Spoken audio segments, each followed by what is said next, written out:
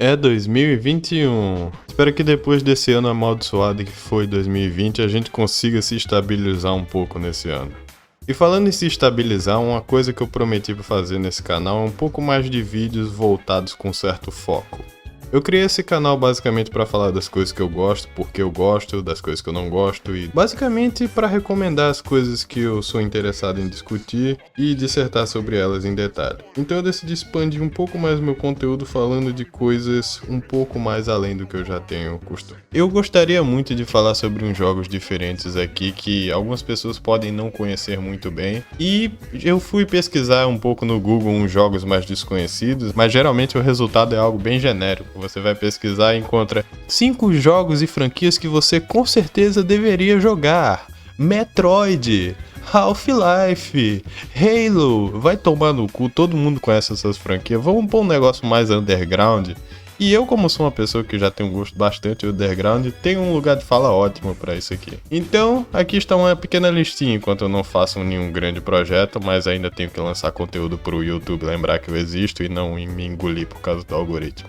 5 jogos que você deveria jogar. Número 1, Ghost Trick Phantom Detective para DS e para iOS. Esse jogo aqui eu consegui mencionar um pouco no meu vídeo de Ace Attorney, já que era feito pelo mesmo criador, o Shu Takumi, só que eu não consegui entrar em detalhes sobre por que o jogo era bom, já que o foco do vídeo era outro, então eu decidi fazer um vídeo só falando dele aqui. Eu gosto muito dessa parada de time loop, eu gosto muito de personagens como o Okabe, como o Subaru de Re:Zero, eu gosto muito dessas temáticas de ok. O jogo começa com eu morrendo. O que acontece? Pra onde eu vou pra ir, sabe? E é exatamente essa pegada de Ghost Trick. Você começa morto e aí você fica como um fantasma que pode possuir as coisas, interagir com os mortos e voltar no tempo. Então toda vez que você morre é meio que canônico também, porque você meio que perdeu, só que você tem infinitas chances.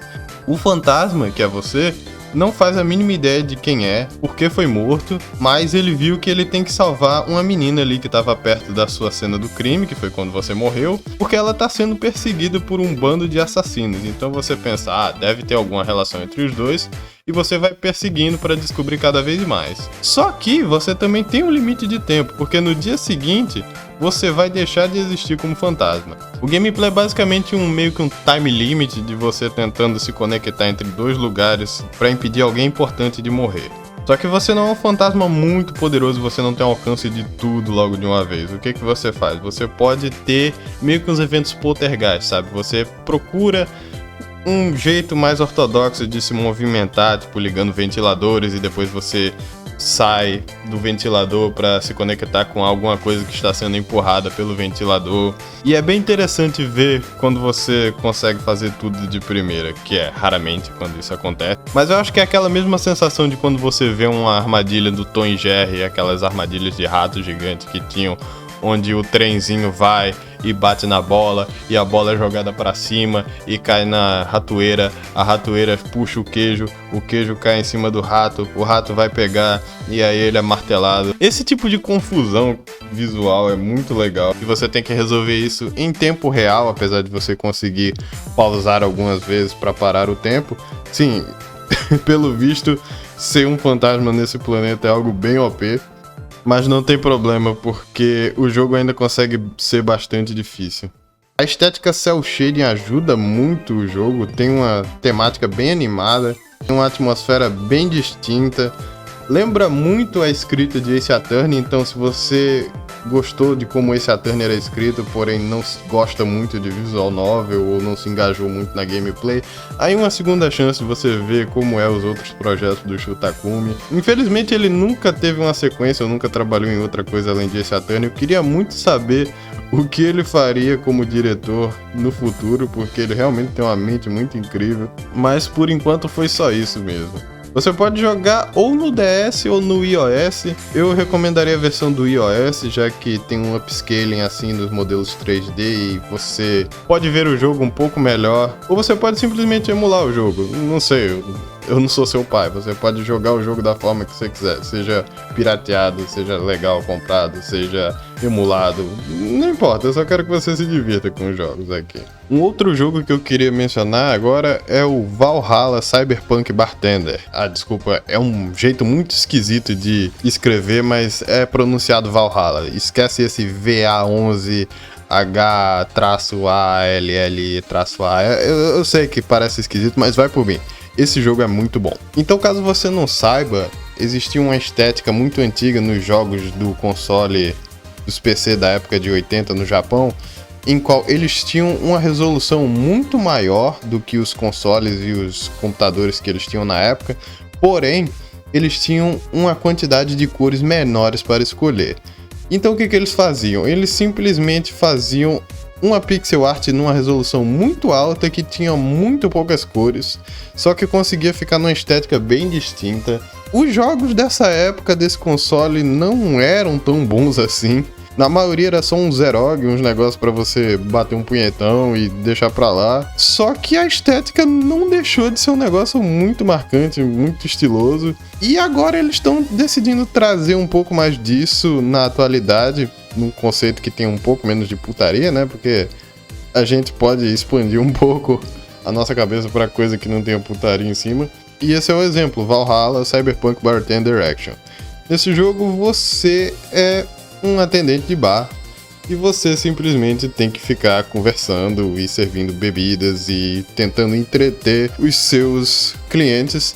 Lembra bastante Papers, Please, só que não é na Rússia soviética e não tem muito a ver com as estéticas, mas é basicamente o conceito de que você está num mundo cagado, como todo cyberpunk é. Você tem que entender um pouco mais por que você está nessa situação. Você começa sem saber muito bem quem é a personagem principal, a Jill, por que ela está trabalhando ali, mas você tem a sensação que, tipo, todo mundo se conhece, é um lugar bem confortável, você cai na atmosfera com uma facilidade muito grande e o jogo vai te dar essas respostas aos poucos. Então não se preocupe, tenha uma conversa de boteco bem relaxante com os clientes, tente conhecer eles o máximo possível.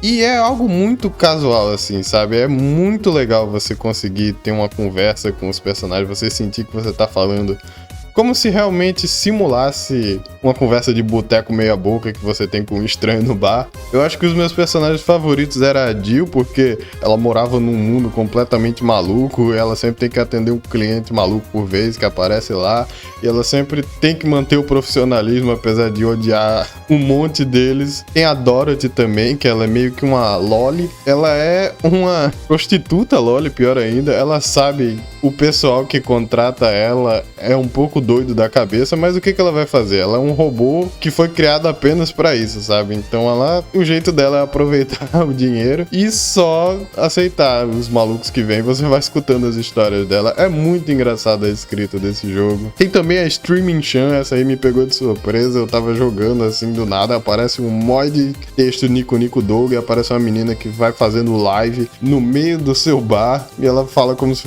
estivesse numa plateia enorme. Você fica, tá bem, quem é você? Por que você tá agindo como se fosse famosa? Eu nem te conheço. É cheio de interações assim, caso você queira um negócio bem misterioso, mas ao mesmo tempo confortável. Valhalla é um visual novel mais light pra você que não gosta muito de ler texto e quer um pouco de gameplay assim.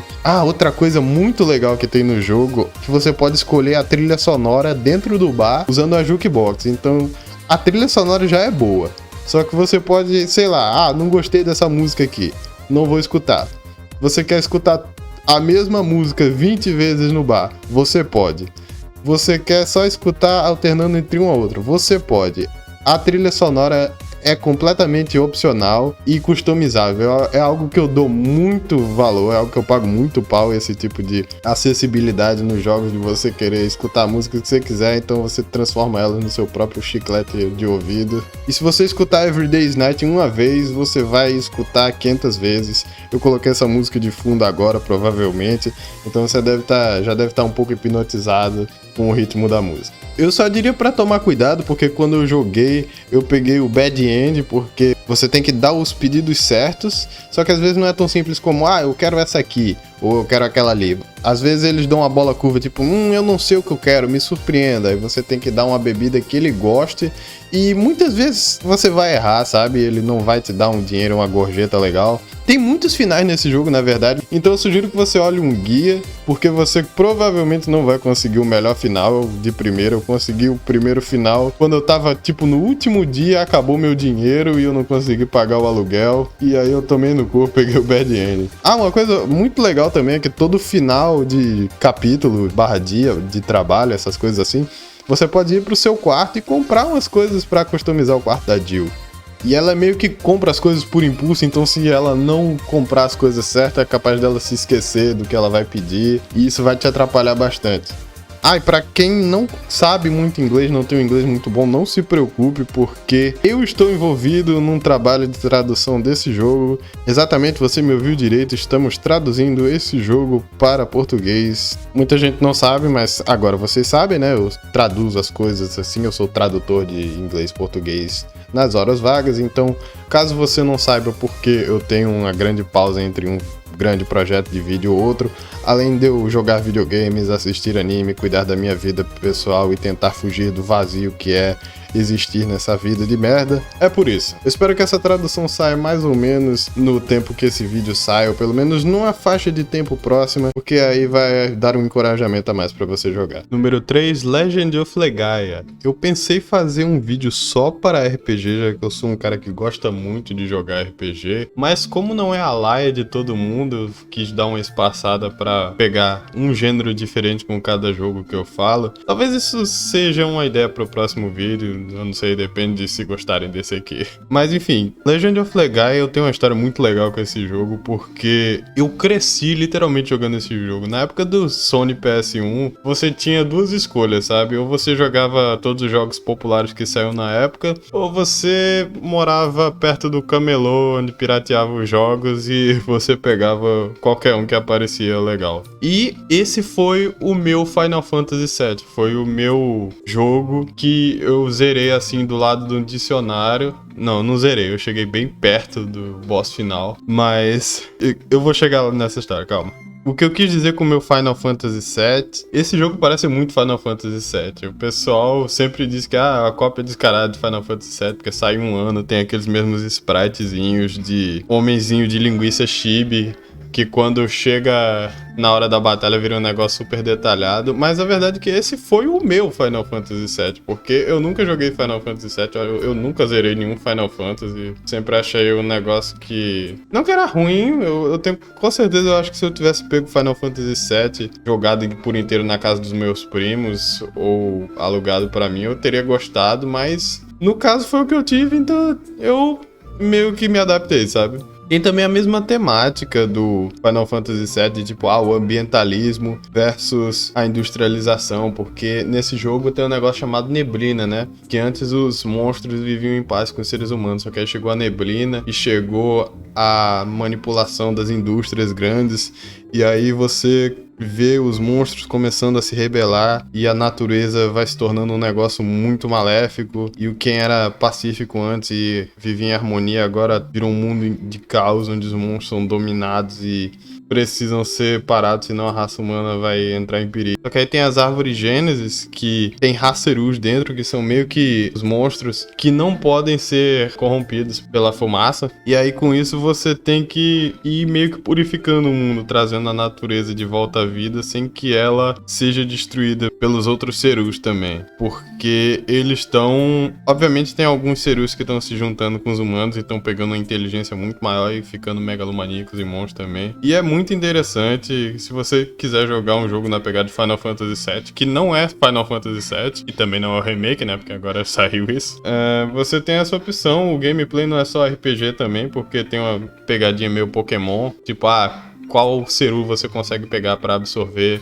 e usar o poder dele no meio da batalha. Também tem a mecânica lá de escolher o tipo de ataque que você pode fazer. É meio que um jogo de luta no sentido que tem cima, cima, baixo, baixo, de esquerda, esquerda, direita e direita. E você tem uns ataques que você pode soltar em combos e se você fazer em uma ordem específica, ela vai soltar um ataque bem mais forte do que só se você tivesse apertado qualquer botão ou deixasse no automático. Você pode ir aprendendo os combos assim, você vai aumentando essa barra quanto mais você upa o seu personagem, e eu acho muito interessante. É aquele jogo que eu sempre quis zerar, mas quando eu cheguei muito perto de zerar, o meu CD pifou junto com o meu PS1. Eu fiquei, caralho, eu não acredito. No boss final eu não consegui matar ele. Agora eu perdi o save pra sempre. Puta que pariu, eu não acredito, sabe? Deu aquela tristeza amarga no meu eu de 8, 10 anos. Mas foi um jogo que eu cresci muito, sabe? Eu tenho uma experiência muito legal que eu tinha, que eu me lembro que foi a primeira vez que um sonho num videogame me ajudou a prever o que tinha acontecido no jogo. Porque eu juro que eu tenho isso.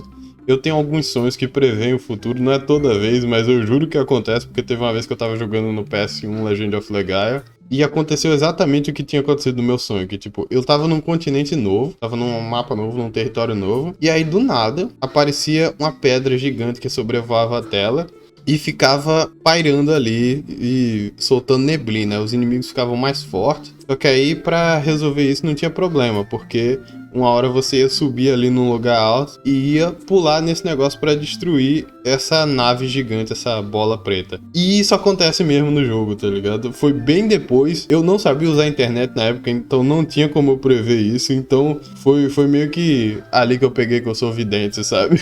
Eu tenho muitas memórias boas desse jogo, mas é um que eu nunca vou zerar, não importa quantas vezes eu tente jogar, porque é meio amaldiçoado. Eu acho que eu não consigo zerar. Toda vez que acontece alguma coisa, eu esqueço ou deleto sem querer, o meu PC pifa. Então, eu não sei, eu acho que tá bom. Eu já joguei o suficiente desse jogo pra me sentir satisfeito com ele, sabe?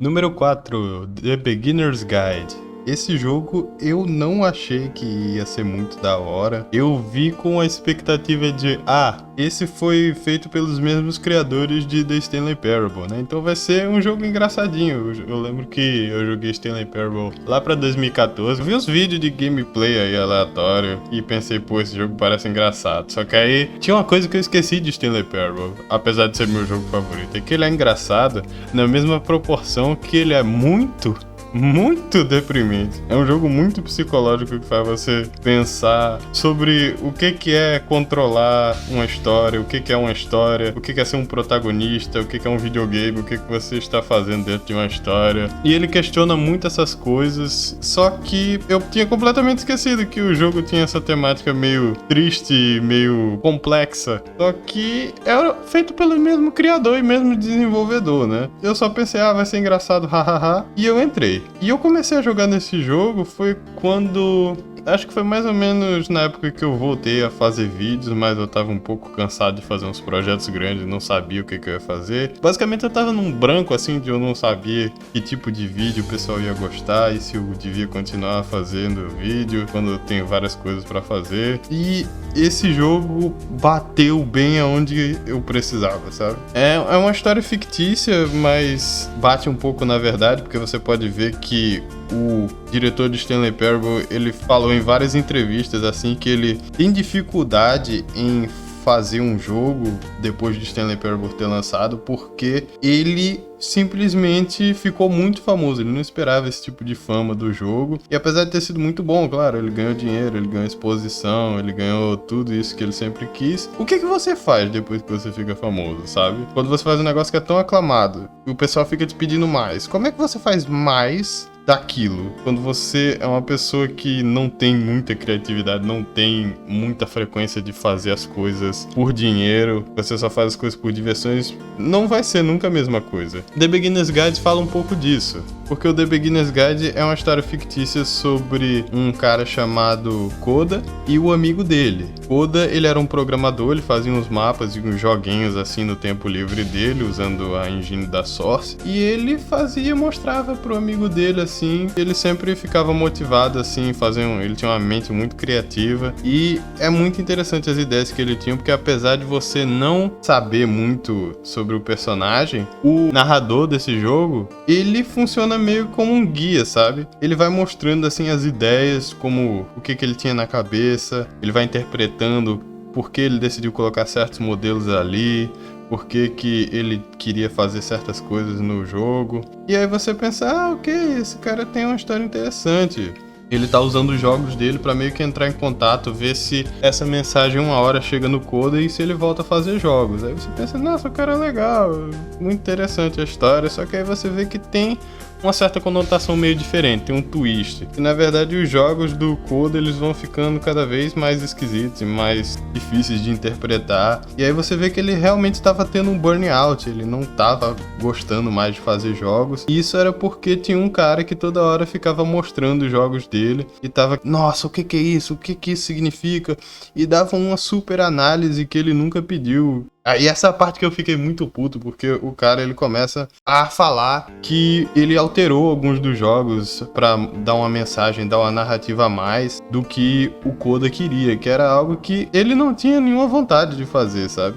E aí ele fica dizendo, ah não, o Coda ele tem depressão, o Coda ele é sozinho, o Coda se sente assim, e ele mostrou isso na obra. Quando ele não pensa isso, sabe? Ele ficava falando, ah, não tem problema se você ficar famoso um dia, se você conseguir fazer as coisas, quando você, apesar de você não estar afim, você vai conseguir muito dinheiro, sendo que ele só fazia coisas pela diversão. Então o que acontece? Você vê um cara lentamente deixando de fazer o que ele gosta por causa de um fã muito enjoado. E todo mundo acho que já teve essa interação, pelo menos quando você cria alguma espécie de conteúdo, seja vídeo, arte, desenho, alguma coisa assim. Tipo, pô, cara, você não quer ser escroto com aquele cara, você não quer mandar ele se fuder. Mas ao mesmo tempo, você não pode ficar fazendo aquelas coisas todo tempo. Acho que ressonou exatamente comigo, porque eu tenho um bocado de vídeo de JoJo e SCP e meu canal vai pegando uns views aleatórios, assim, depois de uns meses. Aí o pessoal acha que eu só faço vídeo de JoJo e SCP quando foi algo que eu cansei de fazer. E é algo que...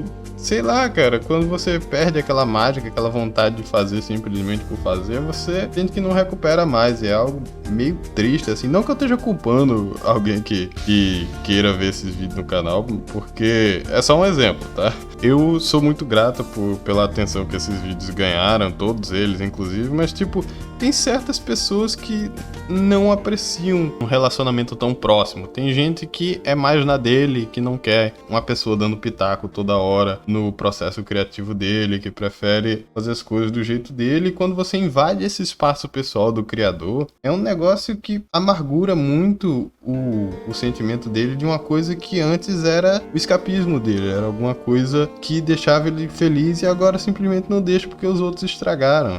Apesar de não ser a intenção deles, é um relacionamento muito complexo. Você tem várias interpretações para tirar do jogo e aplicar elas na sua vida, né? Eu com certeza apliquei um pouco na minha, por isso que eu decidi fazer um vídeo sobre ele. É um contraste interessante, né? Você pega um jogo sobre burnout enquanto você está num burnout de vídeo, e aí de repente você fica super inspirado. Mas é uma ajuda, sim, ajudou bastante a refletir sobre umas coisas. O jogo tá bem barato, ele fica bem baratinho nas promoções de verão e inverno. Ele é 2 horas e é um walking simulator, só mostrando os mapas que não são reais, ainda bem, porque se fosse real eu ia ficar muito puto com o narrador de ter estragado o trabalho do Coda assim, a ponto de roubar, né? Porque eu ficava, caralho, vai se fuder em vários momentos do jogo.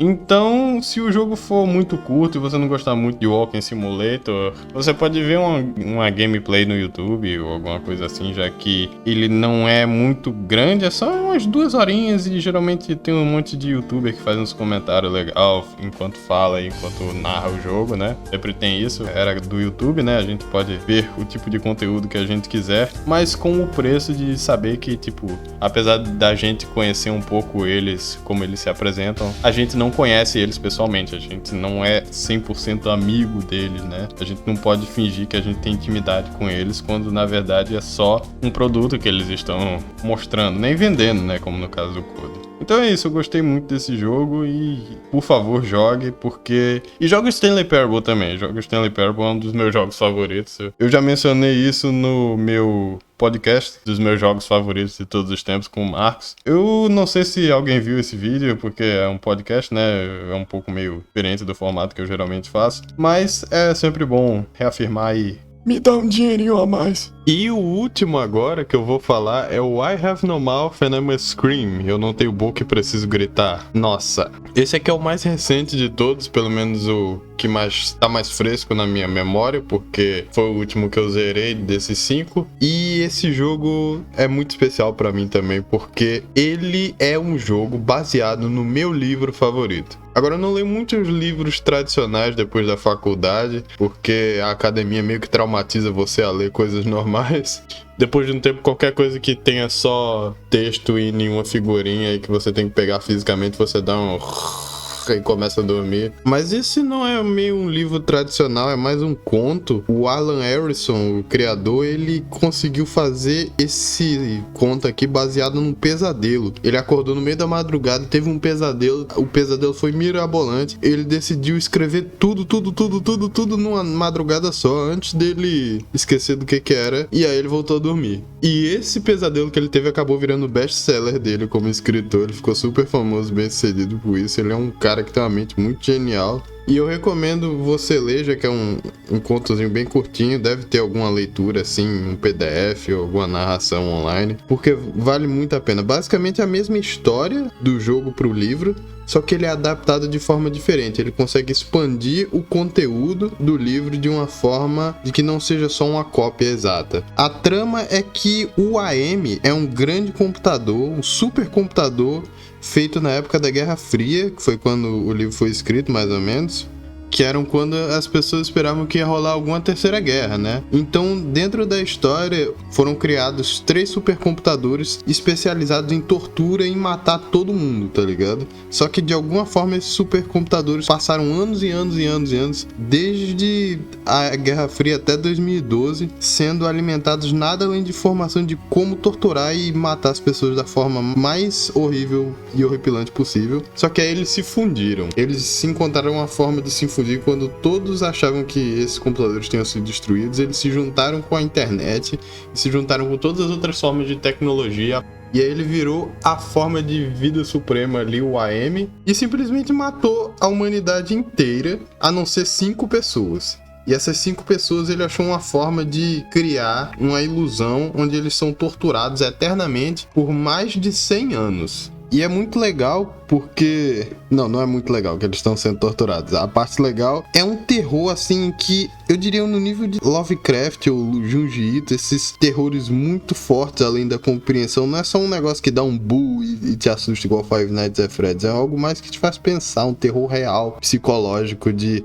como a tecnologia, se ela fosse usada para o mal, ela seria um negócio completamente assustador. O AM, ele é uma máquina de tortura que ele se considera muito acima de todo mundo, mas ao mesmo tempo ele matou a humanidade inteira. Se ele matar todos aqueles personagens, que são os que você está controlando, ele não tem mais o que fazer. Então ele precisa achar uma forma psicológica de fazer com que os humanos sobrevivam, porque senão ele não tem mais nenhum propósito da vida, porque ele é só um computador, ele não tem forma de se mexer, não tem nenhuma forma de andar. Ele é praticamente, como o jogo descreve, ele é um tetraplégico, ele não pode fazer mais nada. Ele queria muito ser humano, mas não consegue ter uma vida, então ele só sabe destruir, e é uma psicologia muito interessante para se refletir. O jogo em si é você controlando esses 5 personagens e achar uma forma deles escaparem do lugar. Não se sabe muito bem o que está acontecendo, mas sabe que ele cria ilusões e algumas alucinações dentro dos circuitos dele para fazer com que eles sejam torturados psicologicamente. E as pessoas que sobraram não são pessoas legais, tipo, a maioria são os filhos da puta, porque, tipo, o Benny, ele foi transformado em um macaco, só que ele foi um cara que matou todos os amigos dele no exército, e é implicado que ele comeu um, tá ligado? Ele fez um ato de canibalismo ali. Aí tem um outro ali que era um traíra, que traiu a mulher, um mulherengo arrombado. Aí ele pegou e foi preso pra torturar. Claro que ninguém merece tudo isso, né? Mas, tipo, é muito bizarro como ele explora a personalidade de cada um dos bonecos, não só fazendo eles falarem, confrontarem os próprios medos e os traumas que eles têm, é mais porque isso é apresentado de forma dentro do próprio mapa, porque é um jogo de point and click bem antigo, dá pra dar aquela atmosfera vintage, porque eu sempre cresci, além do PS1 eu jogava aqueles jogos de CD-ROM antigaço que você fazia tipo Em Busca do Vale Encantado e Aladdin, que tinha aqueles minigames esquisitos, e eu sempre fui uma pessoa que gostou muito desse negócio de terror, então ver algo familiar adaptado nesse contexto de terror do meu livro favorito é algo que me deu um twist assim, que me motivou pra jogar o jogo até o fim, ficar fascinado, ficar me perguntando como eu posso salvar esses bonecos, como eu posso conseguir o melhor final, será que tem alguma forma de derrotar esse computador, de ganhar sobre ele? E cada fase não é só um mergulho na cabeça dos personagens, como é um mergulho na cabeça do AM, como ele vê as pessoas, como ele considera seres desprezíveis, mas no fundo ele quer ser humano e ele não pode viver sem eles. Eu gostei muito do cenário da Ellen e do cenário do Nimdok, o nazista lá, que traiu a própria raça pra fazer os nazistas ganharem ali e invadirem o Brasil. Vendo ele sofrer aqui é um pouco de catarse, mas é legal porque você ainda consegue ver ele se arrependendo dos crimes e tentando compensar as coisas por desativar o AM. Se você gosta dessas paradas de tipo World of Horror, eu sei que é um jogo que ficou muito famoso recentemente, se você gostou desse jogo, é a coisa mais perto de World of Horror que eu posso recomendar, que já foi feito na época dos anos 90. É um pouco mais antigo e ainda tem uns bugs na versão da Steam, tem uns erros de programação que você fica, nossa, como é que é isso? Eu tô preso no nada aqui. Mas acredite, é carregado por um ótimo senso de terror e mistério que vai te levar até o fim. E é isso, gente. Para o primeiro vídeo de 2021, até que foi bem legalzinho essa ideia. Talvez eu faça um pouco mais vídeos de jogos, eu tava a fim de expandir mais o conteúdo do canal para algo mais variado assim, mais relaxado, algo que eu não precise fazer um roteiro muito grande, enquanto eu não faço nenhum projeto que demora bastante tempo. E se vocês gostaram, me avisem, comentem dos jogos que vocês já jogaram ou que planejam jogar, se algum foi do seu interesse. E se tudo der certo, eu consigo fazer um pouco mais de vídeos como esses e mais uns vídeos de dissertações aleatórias. Muito obrigado por assistir e até mais!